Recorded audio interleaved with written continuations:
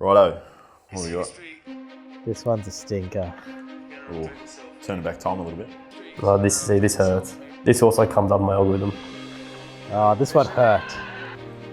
Oh no. That's one I always seem to skip. That's a tough one. The 2005 Test between Australia and England at Edgbaston saw a famous turning of the Ashes tide. I've watched that a lot in my time. It was an amazing innings by Lee. They kept finding it. He kept on getting peppered. I bet he still got bruised from Freddie Flintoff hitting him on that left shoulder in those left ribs. From memory, I remember the last partnership, was it 50 plus? The thing that I can actually recall from that day was 107 we needed to get, I think it was on the last on that last day. Getting to 40 and getting to 30 and I'm thinking, oh, we're going to lose this game. Gets down to 12 runs and we thought we've got these guys. And then that drop catch, I thought, well, we're home here. To be so close, it always hurts. It sucks you in. No word of a lie, I watched this entire last little bit.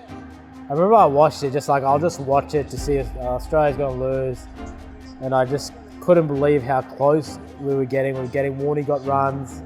And then we got to 3 runs to get. I was sure we were going to win that game. And we got 3 runs to go, and then that happened. Kasperich down leg side. Gerard Jones.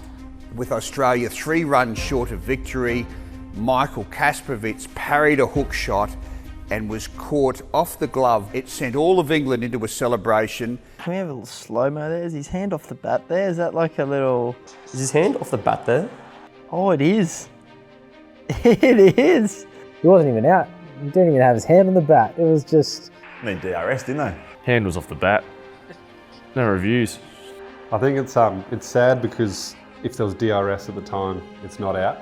Had there been a television umpire in place, I believe Michael Kasperich would have referred that decision and I think he would have been given not out. Oh, geez, wouldn't that been electric if you could have DRS there and he sends that up. You know, we got that element of Fochin. I think he only had one hand on the bat, didn't he? Is that right? I think in this day and age, you'd have to say it wasn't out. I kind of wish for the English fans that he actually did hit it, so it was actually genuine. So maybe a bit of a sad one for both, but no, the English guys look pretty happy there. I mean, we're on the other end of a victory like that at Edgbaston in that first test last year, where, Cummo and Nathan got us over the line, and it's obviously an amazing feeling when you're on the right end of it.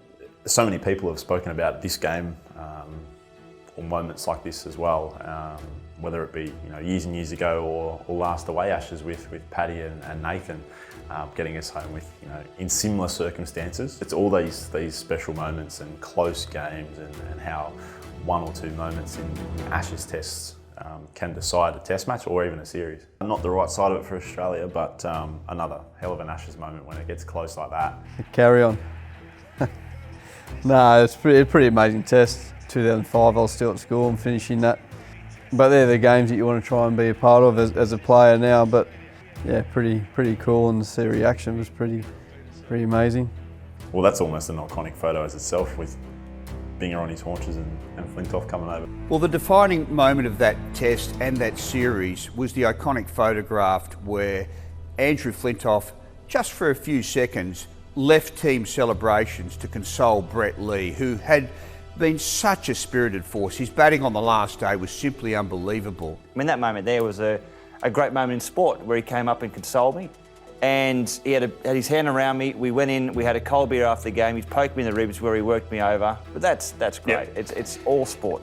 I think that shows probably the reason why we play the game. We're extremely competitive and we leave everything out in the field, but at the end of the day, we're humans and we're not going to get it right all the time, and this probably shows a little bit of mateship there, even though that we're going into a national series.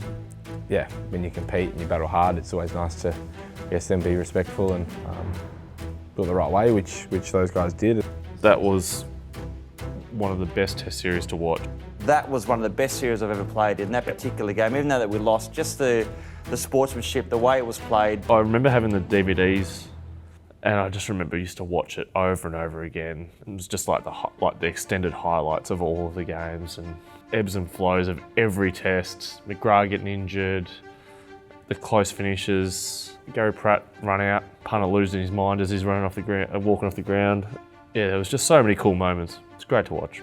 It reinvigorated England. If Australia had won that test and gone 2-0 up, England would not have recovered from there. And you wonder whether their revival would have ever taken place or would have just been another Australian landslide. Well, I think it always comes up when you're trying to compare any series that we play in, that these days it's entertaining or tight, or always gets referred back to that series. So again, India and England played a couple of months ago in a great series, and it was compared to that again. So yeah, it feels like 2005 has been the benchmark, and yeah, as players we try to replicate, we try and get as close as that.